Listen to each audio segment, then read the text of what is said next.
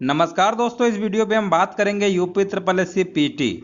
अब यहाँ पर देखिए, कुछ लोग कह रहे थे कि सर नॉर्मलाइजेशन होगा कि नहीं होगा, तो इस वीडियो पे हम आपको बता देते हैं।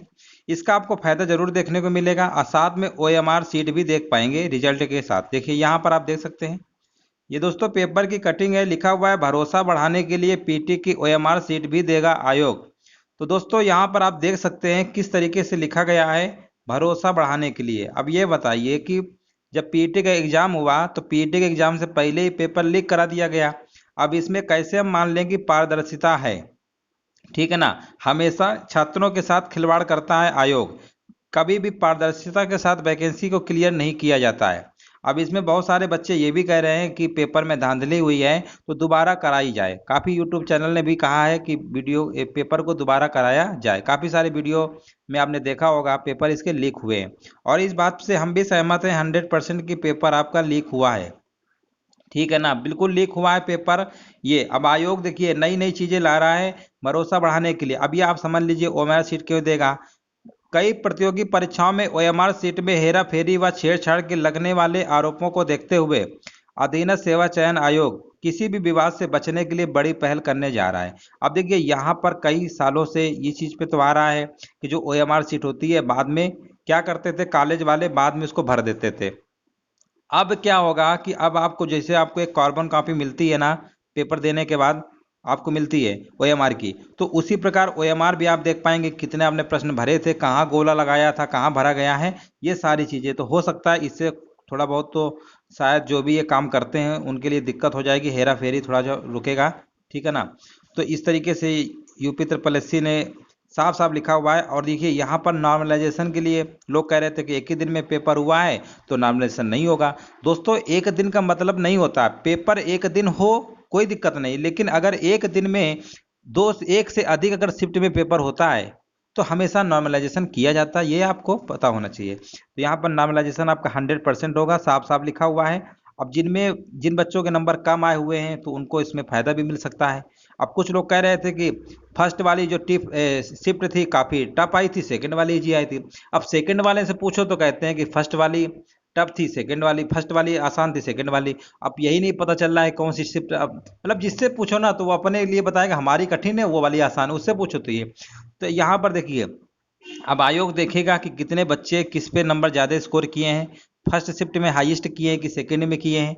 उससे आइडिया लगाकर आपका ये लेवल को बराबर रखा जाएगा। और इसमें आपके नंबर अगर मान लीजिए सेकंड शिफ्ट अगर टफ है, ठीक है ना, तो उसमें आपको नंबर थोड़ा सा बढ़ाए जा सकते हैं। इस तरीके से आप देख लीजिए जो आपके ओरिजिनल नंबर आ रहे हैं ये आप नंबर को आप मान के न चलिए, 2 4 5 नंबर आप बढ़ा लीजिएगा, क्योंकि नॉर्मलाइजेशन से आपको इसका प्रभाव देखने को मिलेगा। साफ साफ लिखा हुआ है नॉर्मलाइजेशन होगा। अब यहाँ पर देखिए सबसे बड़ी बात यह है कि 15 अक्टूबर तक सारा सब कुछ फाइनल हो जाएगा। और यहाँ पर अक्टूबर में ही दोस्तों आपकी जो वैकेंसी है लेखपाल की, नवंबर तक नवंबर तक लेखपाल की जो वैकेंसी है आने वाली है। नवंबर तक लेखपाल की वैकेंसी आएंगी और यहाँ पर नवंबर में इसकी परीक्षा संपन्न होगी। अक्टूबर तक इसकी वैकेंसी आ जाएगी और नवंबर में, ठीक है ना, नवंबर में इसका एग्जाम होगा लेखपाल का। अब काफ़ी लोग कह रहे थे कि आयोग ने बताया है कि 15 गुना बच्चों को बुलाया जाएगा। अगर 15 गुना बुलाया जाएगा तो बच्चे जितने भी लेखपाल में हैं, जितनी वैकेंसी निकली है, तो मान लीजिए अगर 15 गुना बुलाएंगे तो 1,18,230 के समथिंग होता है। तो इतने बच्चों को लेखपाल के लिए बुलाया जाएगा। अब पता चले कि इसमें बहुत सारे लोग ट्रिपल सी नहीं करे हुए हैं, है ना, तो क्या वो भी फर्जी भर दे फार्म, सोचेंगे कि लो परीक्षा देने को मिल जाएगा इसी बहाने। तो अब इसमें आयोग को कहीं ना कहीं संख्या 15 गुना से ज़्यादा बढ़ाना चाहिए, क्योंकि बहुत सारे जिनके नंबर थोड़े बहुत कम आ रहे हैं मेरिट में, या तो आयोग को पहले डिसाइड कर दे कि हमको 60 नंबर चाहिए या 50 नंबर चाहिए, इससे ऊपर जितने भी होंगे उनको बुलाएंगे। अब ये जो गुना वाला सिस्टम है ये तो संख्या बढ़ाएं, ठीक है ना। अब ये क्या गारंटी है कि जो 15 गुना बच्चों को बुलाया जाएगा वो सारे के सारे आपके लेखपाल के ही एलिजिबल होंगे? हो सकता है किसी का कोर्स ही ना हो ट्रिपल सी का, उसमें मांगेंगे लेखपाल में। तो आयोग को इसमें कहीं ना कहीं बढ़ाया जा सकता है, उम्मीद है। तो आप अभी थोड़ा सा वेट कर लीजिए, आयोग कभी भी कुछ भी संशोधन कर सकता है।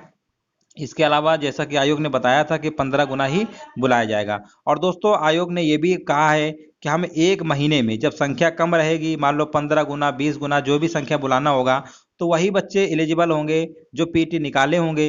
तो उनमें संख्या कम होगी, संख्या कम होने की वजह से आयोग जो है एक महीने में, आपके एक महीने में कम से कम 2 एग्जाम तो कंडक्ट करा ही सकता है। तो इस तरीके से आपको तेजी देखने को मिल सकती है परीक्षाओं में। और कुछ लोग कह रहे हैं चुनाव आ रहा है, तो देखिए चुनाव आ रहा है तो वैकेंसी तो निकलेंगी, ये तो बिल्कुल सही है। और काफ़ी लोगों का कहना है कि सर ये पीईटी का पेपर जो है दोबारा कराया जाए। तो सरकार के पास हमें नहीं लगता, क्योंकि आयोग सरकार सबको पता है कि पेपर लीक हुआ है, उन्हें सब पता है।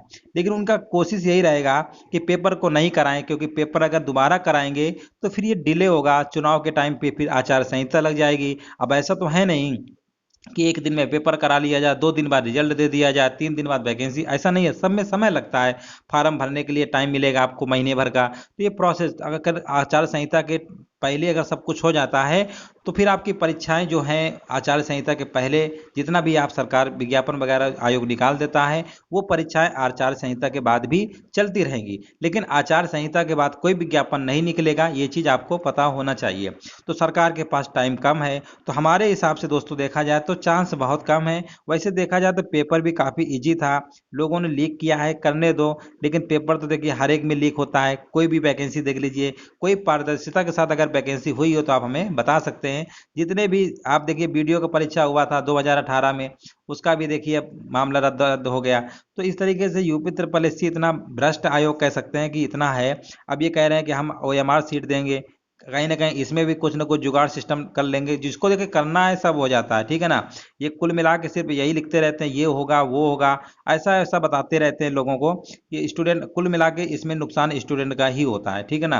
अब पेपर कैंसिल कराएंगे, दोबारा कराएंगे, तो टाइम किसका बर्बाद हुआ? स्टूडेंट का बर्बाद हुआ। आप पहले से ही सब चीज़ों को अच्छे से क्यों नहीं करते हैं? आप नियम कानून सख्त बनाइए, पारदर्शिता के साथ देखिए, जो भी पेपर लीक करेगा उसको सजा मिलेगी, कुछ ऐसा प्रावधान बनाइए जिससे लोगों में डर पैदा हो। हैं, हमेशा देखते रहते हैं, हर दिन यही होता रहता है, कुल मिला के सब खिलवाड़ करते रहते हैं। अब बच्चों यहाँ पर देखिए लोकपाल का आपको जो पेपर होने वाला है 2 महीने बाद, ठीक है ना। तो जिनके भी 50+ नंबर आ रहे हैं, आप लोग तैयारी करते रहिए, क्योंकि मान के चलिए कि हमारे हिसाब से नहीं लगता कि पेपर दोबारा होगा। लेकिन अगर आपके 50+ नंबर आ रहे हैं तो नॉर्मलाइजेशन से थोड़ा बहुत नंबर आपके बढ़ेंगे भी। तो आप तैयारी पे लग जाइए, समय बहुत कम मिलेगा, क्योंकि ये सब आचार संहिता के पहले ही सब विज्ञापन वगैरह सब आपका निकाला जाएगा, ठीक है ना। जैसा कि आपको पता है लेखपाल की जस्ट इसके बाद वैकेंसी आने वाली है। तो आप बिना किसी टाइम वेस्ट किए आप तैयारी कर देना शुरू कर दीजिए। यही दोस्तों आपको बताना था, जो भी नया अपडेट आता है हम आपको बता देते हैं। इसके अलावा किसी और को भी कोई समस्या हो, कोई सवाल हो, तो आप कमेंट करके पूछ सकते हैं। वीडियो देखने के लिए दोस्तों धन्यवाद।